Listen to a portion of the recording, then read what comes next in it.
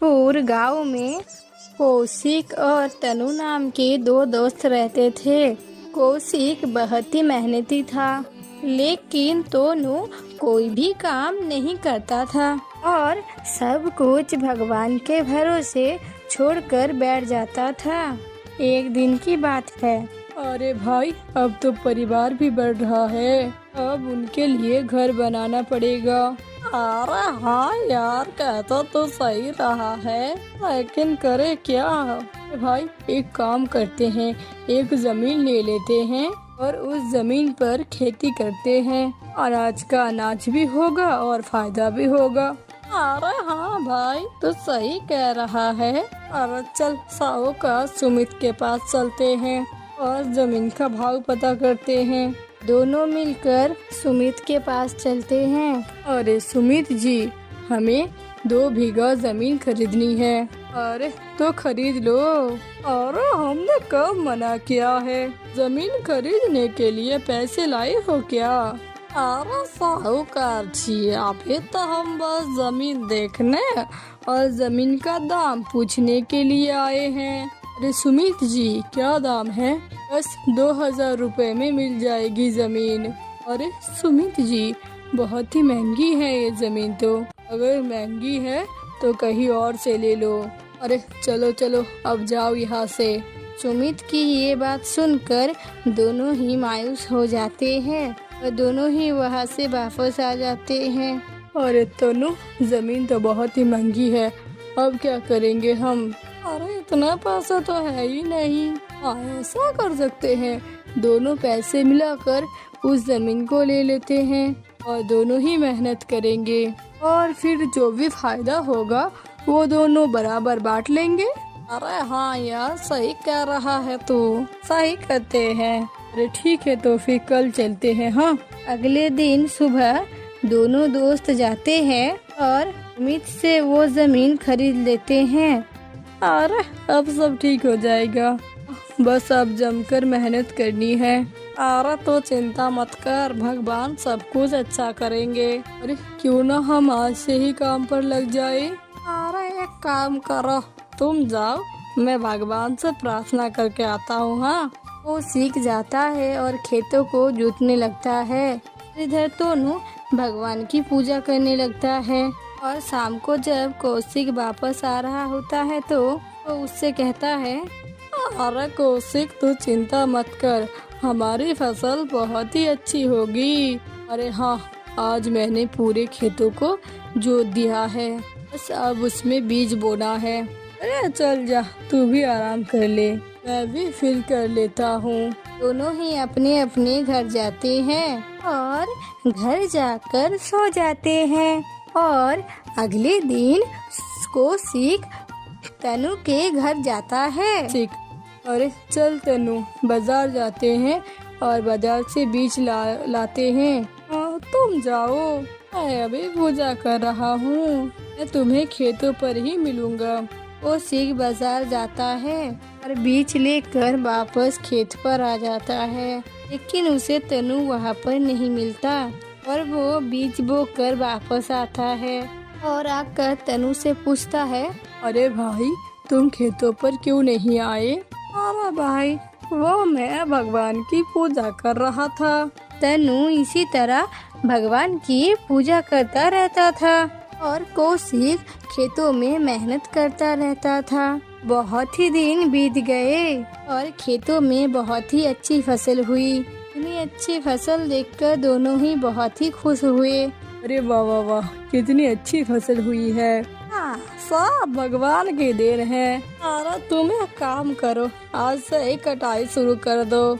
अभी इतनी अच्छी फसल के लिए भगवान को धन्यवाद देकर आता हूँ। कौशिक कटाई शुरू कर देता है और थोड़े ही दिन में पूरी कटाई हो जाती है। अरे चलो, कटाई तो हो गई, अब इसे बराबर बराबर में बांट लेते हैं। अरे बराबर बराबर क्यों, मैंने बहुत ही मेहनत की है, मुझे फसल का ज्यादा हिस्सा मिलना चाहिए। अरे अच्छा, तो अगर ऐसी बात है तो मैंने तो दिन रात भगवान की प्रार्थना की है, इसलिए फसल का ज्यादा हिस्सा मुझे मिलना चाहिए। इसी बात को लेकर दोनों में बहस हो जाती है और ये बहस इतनी बढ़ जाती है कि बात लड़ाई तक पहुंच जाती है। इंसाफ के लिए दोनों ही गांव के मुखिया के पास जाते हैं। मुखिया को जाकर सारी बात बताते हैं। उनकी बातों को सुनकर मुखिया जी भी सोच में पड़ जाते हैं। थोड़ी देर सोचने के बाद मैं एक उपाय सोचता है। वो अपने गोदाम से 2 चावल की बोरियां मंगवाता है। अरे ये लो, तुम इस बोरिया से सारे कंकड़ साफ कर कर कल सुबह आना, और जो भी इस काम को पहले कर लेगा उसे ही फसल का ज्यादा हिस्सा मिलेगा। अरे मुखिया जी, हम यहाँ पर इंसाफ मांगने आए हैं, आपसे काम मांगने नहीं। आप इंसाफ करिए। अरे पहले ये करो, कल मैं तुम्हें तुम्हारी सारी बातों का जवाब दूंगा। कौशिक और तनु दोनों ही उस बोरी को उठा कर ले आते हैं। कौशिक पूरी रात जागकर उस चावल से कंकड़ निकालता है। इधर तनु भगवान की पूजा करता है और सो जाता है। पूरी रात जागने की वजह से सुबह कौशिक की आंख लग जाती है और वो सोता ही रह जाता है। इधर तनु तैयार हो जाता है और मुखिया जी के पास पहुंच जाता है। अरे देखो मुखिया जी, मैं आ गया। अरे तुम चावल साफ करके आए हो या फिर वैसे ही आ गए? अरे मुखिया जी, मैंने भगवान से प्रार्थना की थी, तब तो सारे चावल साफ हो गए होंगे। अरे अच्छा, कौशिक कहाँ पर है? वो तो अभी तक आया नहीं। अरे लगता है अभी तक उसके चावल साफ नहीं हुए। अब तो इस फसल का हिस्सा मुझे ही मिलेगा। हाँ, अरे शांत हो जाओ। हम बिना इंतजार किए कोई भी फैसला नहीं ले सकते। थोड़ी देर बाद वहीं पर खड़ा एक आदमी कहता है, अरे मुखिया जी, अब तो बहुत ही देर हो गई, लेकिन अभी तक कौशिक आया नहीं। अरे हाँ, सच में अब तो बहुत ही देर हो गई है। अरे मुखिया जी, उस आदमी ने तो आपकी बात की भी इज्जत नहीं की। उस आदमी की ये बात सुनकर मुखिया को गुस्सा आ जाता है और वो गुस्से में कहता है, इस गलती की उसे सजा मिलेगी। अरे चलो उसके घर। सब लोग मिलकर उसके घर जाते हैं। तो जाकर देखता है कि कौशिक गहरी नींद में सो रहा है और वहाँ रखे सारे चावल साफ है। ये देखकर मुखिया जी खुश हो जाते हैं। तभी कौशिक की आँख खुल जाती है। वो उन सब को देखकर जल्दी से उठता है।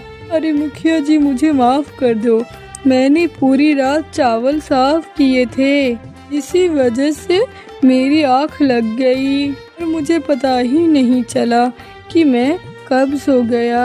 अरे कोई बात नहीं बेटा, तुमने इस चावल को साफ करने के लिए पूरी रात मेहनत की है, इसीलिए इस फसल में ज्यादा हिस्सा तुम्हें मिलना चाहिए। अरे लेकिन मुखिया जी, ये तो अन्याय है, मैंने तो भगवान की आराधना की थी।